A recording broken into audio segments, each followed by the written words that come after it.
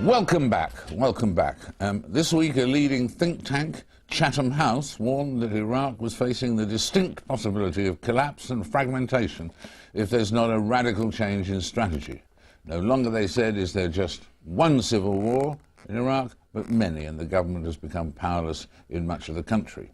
Now, a man who was once at the centre of the Iraqi government is Ali Allawi. He's been a senior advisor to the Prime Minister of Iraq, as well as Iraq's Minister of Defence and of Finance. His new book, a good solid tome here, is called The Occupation of Iraq, Winning the War, Losing the Peace.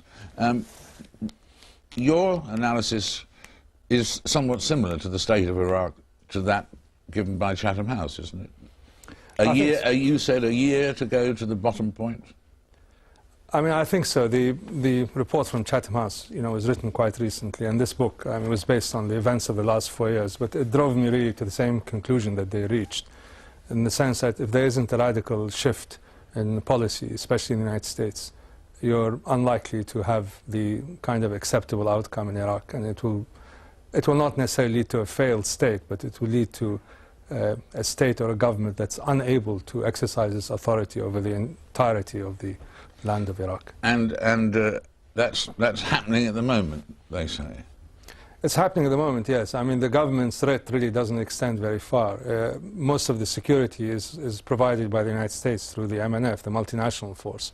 The Iraqi army is not really up to the task of maintaining security over the entire country. The rest of the country that comes sort of under the government's aegis, which is the majority Shia parts, that's the south of the country in Baghdad. There, I think, security is provided primarily by political parties and local groups and militias. And when you say changes of policy, one thing specifically you say that we're all used to hearing about the green zone, the safe area in the centre of Baghdad and so on, but you say that's got to go. I think so. I mean, the green zone is actually symptomatic of the problems of Iraq. I mean, it disconnects the government from the realities outside, and it creates a kind of bubble mentality. And the more it becomes fortified, fortress-like, the more people who are involved in government want to be located there. And in time, I think you become completely disconnected with the rest of the country. And in fact, the rest of the country sees you as a kind of alien element sitting behind concrete barriers. And when you say other things, particularly in the US, have got to change, and indeed in the coalition, so therefore including the UK as well, but what are the main changes, apart from the green zone? What's the main thing that's got to happen, however difficult?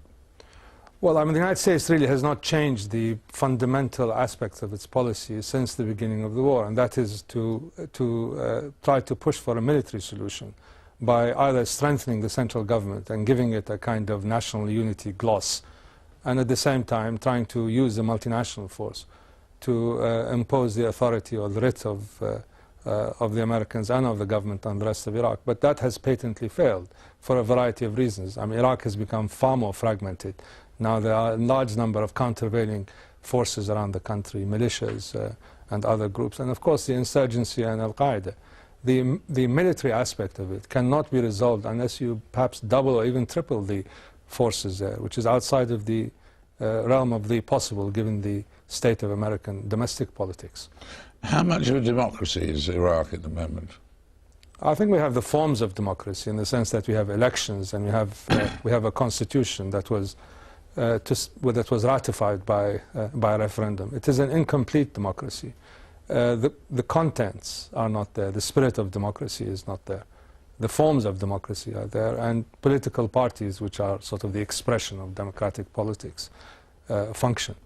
But there are no elements inside the structures of government that provide for countervailing forces. I mean, the judiciary, although independent, is extremely weak and cannot stand up to the executive authority. Parliament is, to some extent, a plaything of the major political parties and doesn't have kind of status of its own. So it's a very, very weak and fragile democracy. Weak and fragile democracy, but it started.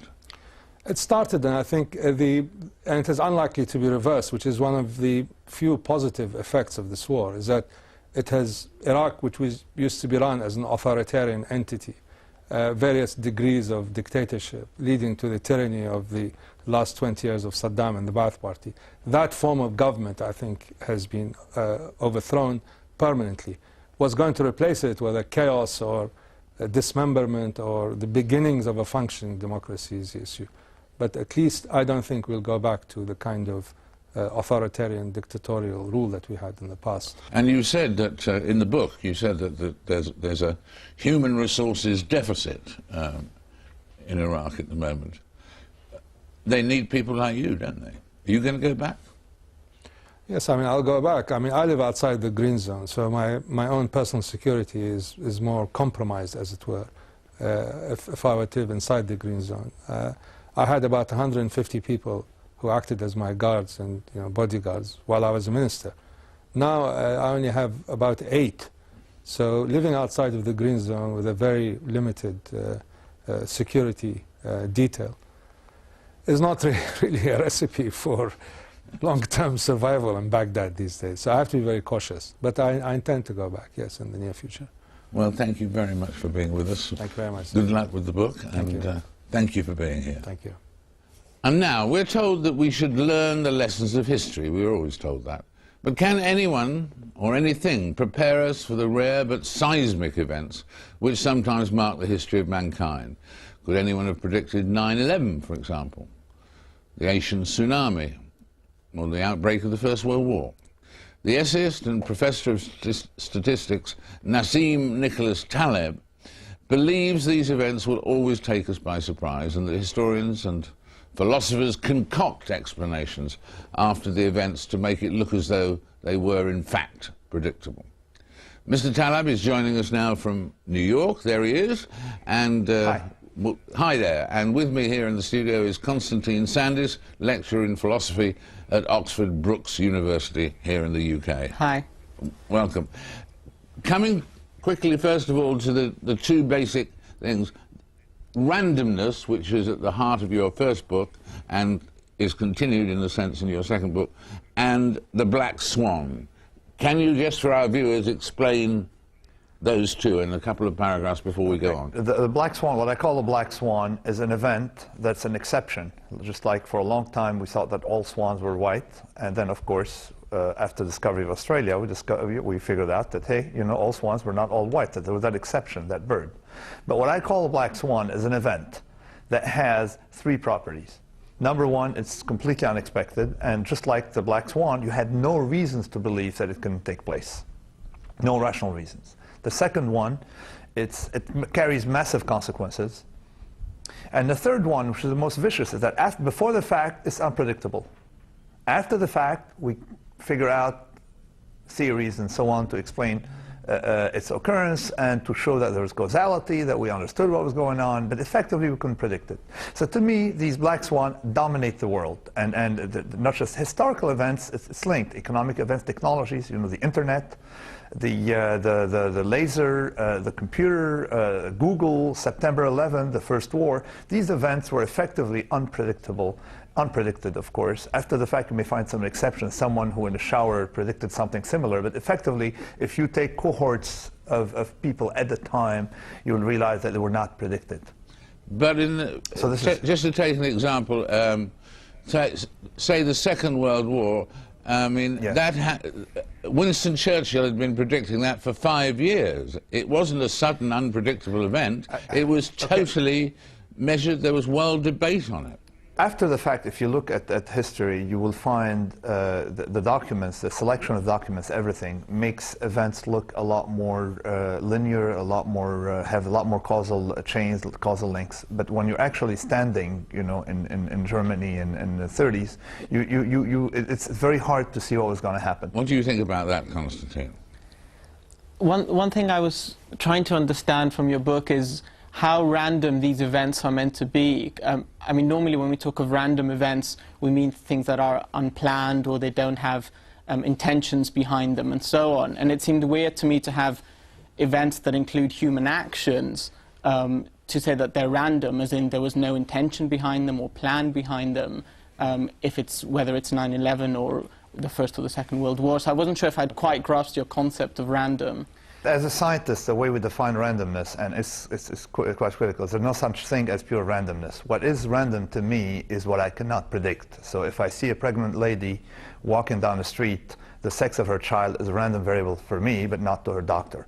Likewise, when you go to a casino, it's not random. We call it a random event, and a casino is not random. However, our knowledge is not good enough to be able to predict what the roulette wheel is going to do, or when you flip a coin, whether it's going to turn head or tail. So effectively, randomness comes from incomplete information and inability to predict the next step. That's my functional definition of randomness. It's pretty much a scientific consensus of how we look at it. Does that mean that, for instance, all those phrases that we were taught at school about the fact that history repeats itself, and if we don't analyse the ways in which history repeats itself, it will happen all over again? I mean, is that bunkum as far as you're concerned? No, not completely. Effectively, what my whole book is about is a roadmap of how to deal with in a world with a world we don't fully understand, and what are the soft spots.